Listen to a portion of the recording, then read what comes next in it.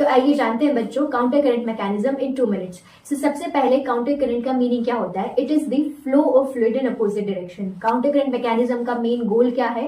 It is to concentrate the urine. And counter current mechanism कहाँ operate होता है? Between the loop of Henle and vasa recta. ठीक है, तो सबसे पहला काउंटर करंट मैकेनिज्म जो है काउंटर करंट बनता है, it is between the descending limb of loop of Henle and ascending limb of Vasa rectum. Descending limb के अंदर फ्लूइड जो है आपका जो फिल्ट्रेट है वो डाउनवर्ड डायरेक्शन में मूव करता है, it get concentrated. And ascending limb के अंदर जो आपका फिल्ट्रेट है वो अपवर्ड डायरेक्शन में मूव करता है, इट गेट डाइल्यूटेड। सेकंड जो है आपकी जो दोनों लिम्ब ऑफ वासा रेक्टा है, वासा रेक्टा क्या है आपका? ब्लड कैपिलरीज का नेटवर्क है around the loop of Henley, जो कि यू शेप का ही होता है। तो सेकंड जो आपका काउंटर करंट है, it is set between the vasa recta. And जो थर्ड है आपका counter current, it is set between the vasa recta and loop of Henle. So कैसे? जो असेंडिंग लिम्ब है लूप ऑफ हेनले और जो डिसेंडिंग लिम्ब है वासा रेक्टा का, वो दोनों पैरेलल होते हैं। तो एक काउंटर करंट इनके बीच में बनता है एंड एक काउंटर करंट बनता है between the descending limb of loop of Henle and ascending limb of Vasa recta. ठीक है, so now loop of Henley का क्या रोल है आपके काउंटर करंट मैकेनिज्म में?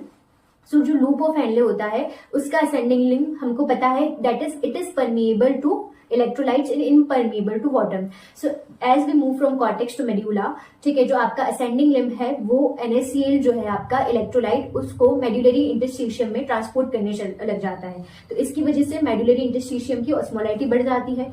नाउ जो आपका फिल्ट्रेट है वो तो उसी ऑस्मोलारिटी का है, तो अब फिल्ट्रेट भी चाहता है कि उसकी ऑस्मोलारिटी जो है वो मेड्यूलरी इंटरस्टिशियम की ऑस्मोलारिटी के बराबर हो। ठीक है, आइसो ऑस्मोटिक होना चाहता है वो। तो वो जो आपका डिसेंडिंग लिम्ब है that is permeable to water and impermeable to electrolyte. Descending limb जो है वो वाटर का रीअब्जॉर्प्शन करना चालू कर देता है, जिसकी वजह से उसकी मेड्यूलरी इंटरस्टिशियम के बराबर ऑस्मोलारिटी हो जाती है। ऐसे हम जैसे जैसे नीचे मूव करते हैं वैसे वैसे वाटर का रीअब्जॉर्प्शन करता है, दोनों की ऑस्मोलारिटी बराबर हो जाती है। नाउ वासा रेक्टा का अगर रोल देखते हैं हम, तो वासा रेक्टा के अंदर जो आपका जब ब्लड जो है वो डिसेंड नीचे की साइड डिसेंड करता है, तो वो फ्रॉम कॉर्टेक्स टू जब मेड्यूलर आता है तो उसकी वो into the higher osmolarity move करता है, लेकिन ब्लड की ऑस्मोलारिटी तो कम होती है।